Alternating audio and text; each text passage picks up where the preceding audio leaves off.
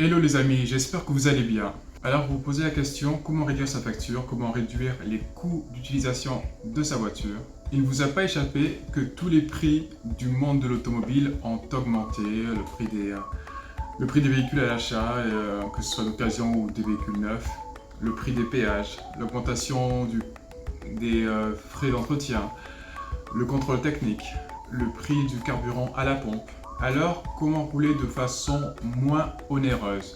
Comment générer des revenus lorsqu'on se sert de son véhicule? Dans le premier épisode de cette playlist sur les différentes façons de générer des revenus lorsqu'on est propriétaire d'un véhicule, je vais vous parler de la possibilité de gagner jusqu'à 500 € par mois, voire plus, avec l'affichage mobile. Je laisse le lien de ce premier épisode en description. Aujourd'hui, nous allons voir une deuxième façon de générer des revenus en tant que possesseur d'une voiture. Dans cette vidéo, je vous parle de colis-voiturage. Qu'est-ce que c'est? Comment faire?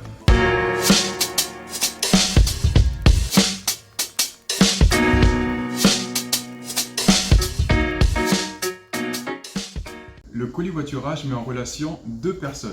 Un messager qui effectue un trajet et un particulier qui souhaite envoyer un objet à une adresse précise.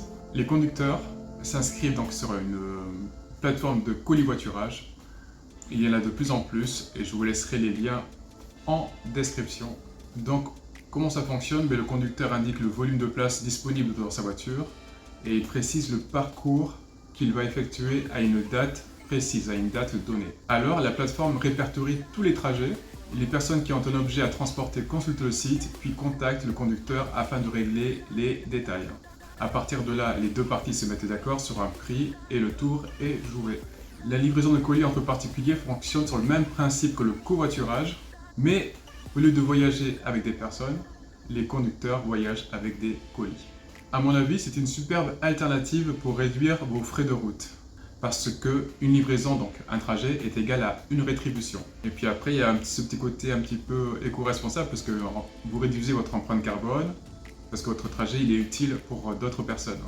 Donc c'est une solution gagnant-gagnant. Les livraisons donc peuvent se faire sur de longs trajets, comme Paris-Marseille par exemple, Paris-Bordeaux, peu importe. Mais parfois les demandes de transport se font tout simplement de centre à centre, que ce soit de Paris à Paris, Bordeaux-Bordeaux, Marseille-Marseille. Ce qui est bien, c'est que vous êtes aussi libre de négocier le tarif de livraison si celui-ci vous paraît trop faible. Dans la mesure du raisonnable bien sûr, il ne faut pas abuser. Le prix minimum d'une course est de 7 €. S'il s'agit d'un gros colis à transporter sur une longue distance, les prix peuvent grimper à 270 €, voire plus. À savoir que les plateformes ne prélèvent pas de commission sur les rétributions des transporteurs. C'est l'expéditeur qui paye les frais de livraison. En plus, la majorité des plateformes vous payent dès la réception du colis. Vous n'êtes pas obligé d'attendre une telle date le mois prochain. Pas le temps de niaiser. Alors dites-moi dans les commentaires, est-ce que pour vous c'est une solution que vous pourriez utiliser pour réduire vos frais d'utilisation lors de trajets en automobile? Dites-moi tout ça dans les commentaires. N'hésitez pas à jeter un œil en description pour retrouver tout mon contenu et les différentes plateformes justement de colis-voiturage. Je pense que ça pourrait vous convenir si vous êtes dans une idée de rentabiliser au mieux votre véhicule. Tradition 2022 oblige, voici le dicton du jour. Le succès n'est pas final, l'échec n'est pas fatal, c'est le courage de continuer qui compte. Et ça, c'est de Winston Churchill. Si vous avez apprécié le contenu, n'hésitez pas à liker, n'hésitez pas à le partager. Et n'oubliez pas, en 2022, on fait taire les haineux. Ciao!